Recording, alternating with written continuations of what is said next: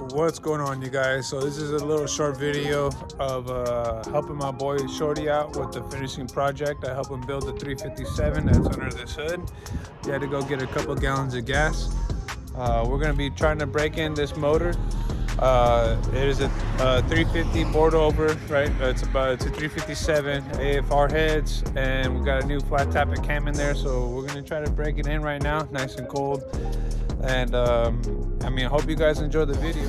He's juiced. Stay tuned. If everything goes well, we'll have a badass 357 running.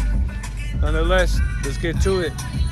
All right, so first things first, going over basics. We have vacuum ports tapped, boosters hooked up, and I gotta help him out to set the top dead center to compression stroke over here. We have the battery charging because we're about to be cranking on it pretty soon. But you can see down here we have a nice little, I recommend this. Let's see, how can I get in there? He painted the balancer. After he painted it, I recommended him that Summit tape, timing tape, and then we cleared over the timing tape to make sure that that doesn't go nowhere, and we have to line it up with this pointer that we verified during assembly for top dead center. So I'm going to be pulling the plug out of number one. We're going to crank it over till we get compression stroke on number one. Then I'm going to line up the distributor right correctly in the firing order. Now, there's a couple ways you guys could do this. For me, my best way is, after a couple of trials and errors, right, is to get the timing pointer set to the number, right? So we got 0, right? We got all these timing marks here, 20, 10, 15, up to 0, top dead center, then it's after top dead center. But what I'm going to do is, after I find compression stroke on number one, I'm going to set that timing pointer, right, the pointer from the engine, to the tape on I like 15 initial, and then I'm going to line up the distributor rotor to the point where the wires lined up nicely. Distributor rotor straight to number one spark plug at 15 degrees. Instead of setting that at 0, we're going to set that at 15 degrees, rotor to the cap, so when we go to start it, it's already 15 degrees advanced. Gives us a lot closer timing start, less hiccups, right? And then we could just small adjust from there. We are going to hook up the timing light and whatnot, but that's how I like to set up the distributor for the initial startups, and we could go from there. All right, so I took the spark plug out for this car. We're running NGK, let's see if I could zoom in, NGK-7s. It's a shorty plug to allow help with clearance on his headers. -7 is a little on the colder side, a little more forgiving. However, we have an MSD box we haven't hooked up yet. That's another discussion. So I took the number one plug out. We lined it up. Right now the timing mark is a little over. Let's see if I can get that zoomed in. It's a little over 16, 17, almost 18 right now, right? 16 and a half. So I know that timing pointer is true because when I built the motor, we verified that. So we're about 16 and a half. Plug is out. Now, distributor, you can see it's not seated at the base yet. So what I'm going to be doing is setting this in, make it flush, and get that ready.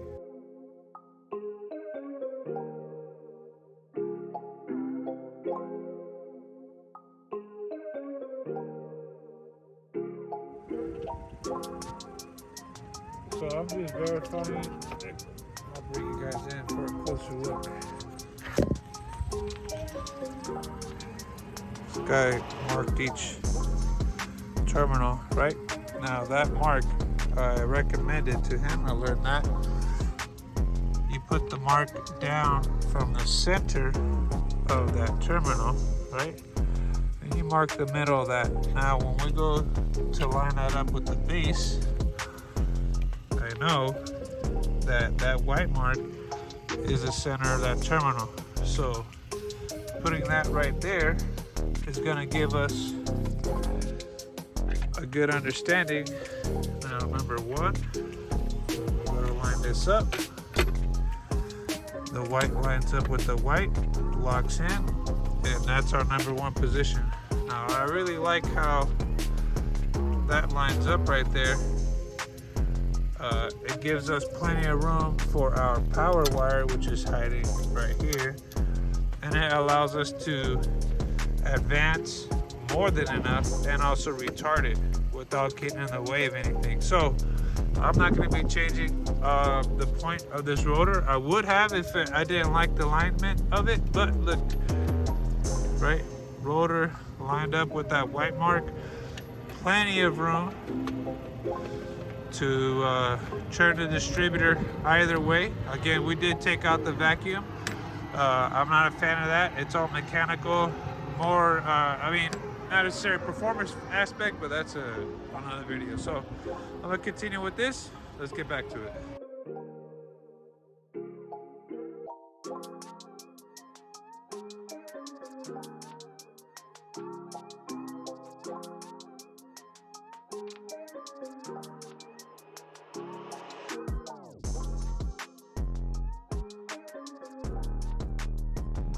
All right, we have distributor wires set in place. Hopefully they're right. I verified we have fuel pressure. He's on the high side, like 7, a little high. We do have a regulator, so we'll probably try to turn that down before I get it going, but both squirters are good. The fuel bowls are overfilled. That is not looking good, so I have to do some adjustments there. Should be done with the engine running, but they shouldn't be overfilled either. I think on the last car I had it running, the pressure was at like 5, because this is a 650 on a stock 302 that came off of. Now it's at 7, so we have to readjust those bowls. Nonetheless, distributor is in about it's like at 15, 16. I'm gonna turn it a little bit under. When we crank it on no load, that's not gonna cause an issue, so that's good. But I'm kind of curious to see if it'll crank over. What do y'all say? Let's see. All right, test 1. I'm just gonna give her a crank. Turn the fuel pump on. No gas, just turn the key over. Let's see what happens. Oh, it wants to go. I know you guys heard that. He's still, I want him out here when we crank it in, but let's just see a little bit what happens if I give her some tickle me juice. Make sure that the key turns on and off with the power. Wow, look at that. Well, all right. You good? Well, we got a timing line hooked up on number 1. We have 12.5 volts. We're going to set the timing. It's going to be about 15 degrees. We have this ready. It tells us our timing. Advance. We have a flat head here for the idle adjustment. Where's your fan at? Fan is here. Let's make sure this works. We have the fan bypass from the heater module to turn on automatically. No bueno. Okay. Alright, we verified the fan works. You got your key on.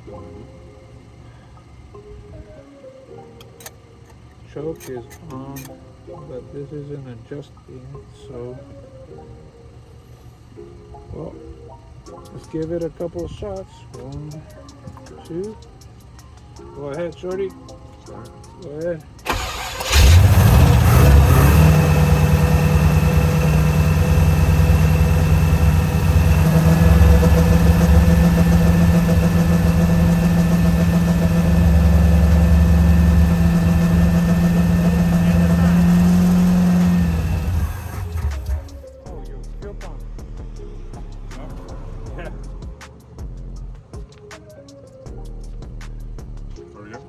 Go for it.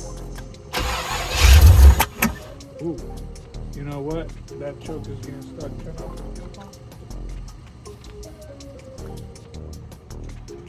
We're gonna just open this up all the way.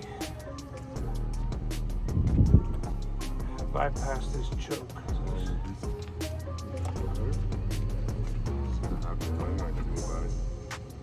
Ain't nothing you could do about it. But we gotta keep an eye on that. Alright. That was test 1. Come over here. Fuel dripping down there. Turn it off. Alright, well, we had a couple of issues as with usual, which is better for me. I feel better. Fuel bowls weren't set right. Had to adjust it, of course. Different motor, different fuel pressure. This fuel pressure regulator is kind of hard to get to, so we just set the fuel bowl, the float level a little lower. I did take the choke off. Choke's not getting power, so I just bypassed the choke, and amongst setting the float levels, I did happen to float the motor, so we let it sit for a little bit, and I think we're good now. But let's give it another go. This is going to be attempt number 3, and I'm feeling better already. See how it goes. All right, try number 3.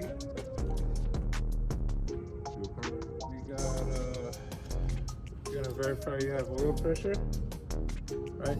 I'm gonna work the throttle. It's probably gonna start. Hopefully you got time to clear. Let's see. Go ahead. Fuel pump on. Start it.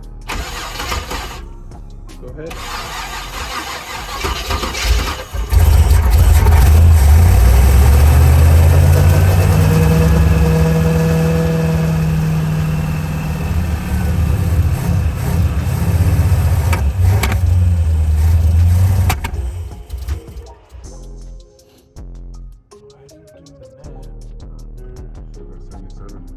It went to 77? Yeah.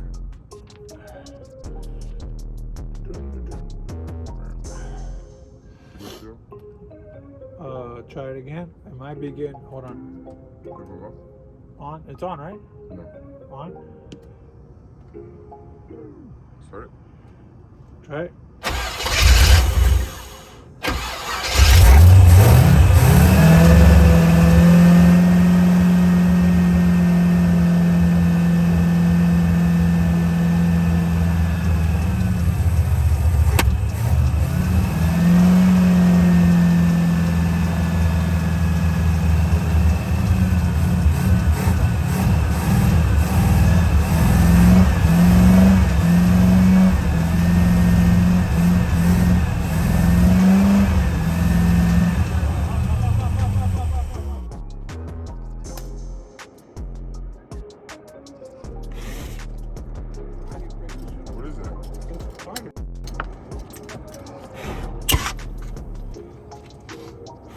Caught exactly where it started, bro. Where to put it at?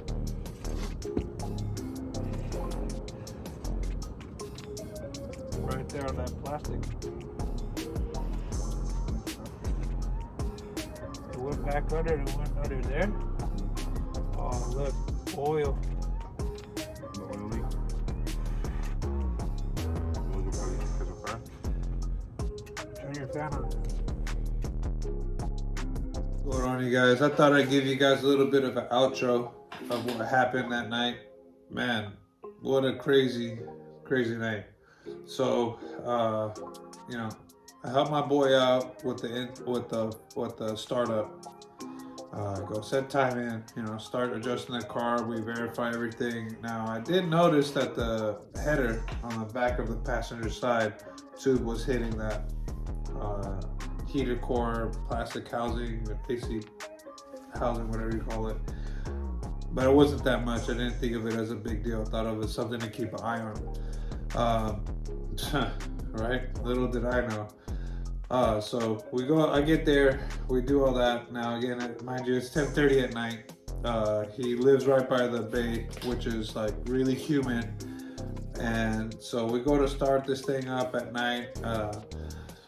It started up nice when it was first set, when the choke was on. It was stuck actually. It wasn't getting voltage, the choke. So it was just stuck on. It started up real nice. Later when I tried, you know, to fine tune the carb and get it dialed in, I noticed the choke wasn't getting power, so I just opened it wide up. Now, I did that. I adjusted the float levels, flooded the carb or the engine, and so there, at that point, I knew I had to start up. You know, it's a little harder to start up a car.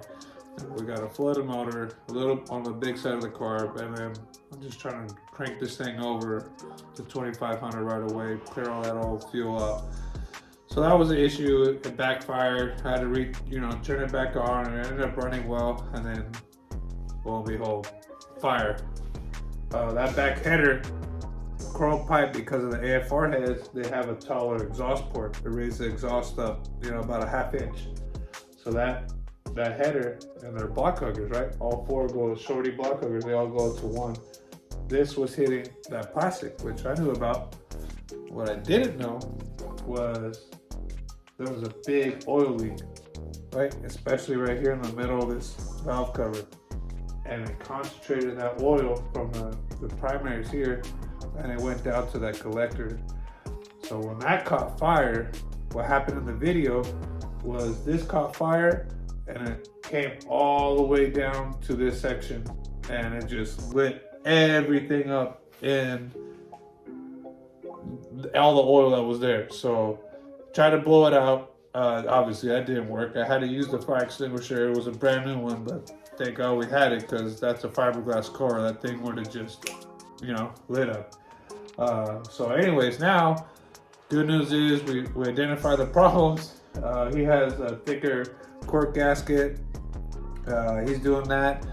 The header that was rubbing, he has a heat gun. He's gonna manipulate that plastic housing a little bit to give it enough clearance. I recommended at least a finger, and we're gonna wrap the primary header in that section with header wrap to eliminate any extra heat there. So that'll be good. And then we get back to breaking in the carb, or the cam, sorry. Good news is on the 357 that I helped him build. Wow. I removed the inner valve springs. I know it's a small block Chevy, not really necessary, but I like removing inner valve springs when breaking in flat tappet cams, especially with cams manufactured nowadays. You know, the oil nowadays is, unless you pay for good racing oil, it's like $14 a quart for break-in oil. I mean, we're running non-detergent oil, cam break-in additive, which is all you need. Some of these white box cams, right? Comp cams, Summit, Jags, all the less expensive cams are good cams, but to take that extra step of precaution and remove the inner valve springs out, not too much seat pressure, so you could do that on off a lot more easier, and it prevents a flat cam when breaking them in. So we identify the problems. We know what we're gonna do next, so check out for the next video of the full break-in, and I'll see some donuts, some burnouts, of course. I got you guys on that one. So I appreciate you guys checking out the channel, and appreciate you guys checking the video. Please like and subscribe, it helps me out. Almost 100 followers. Let's go. Peace.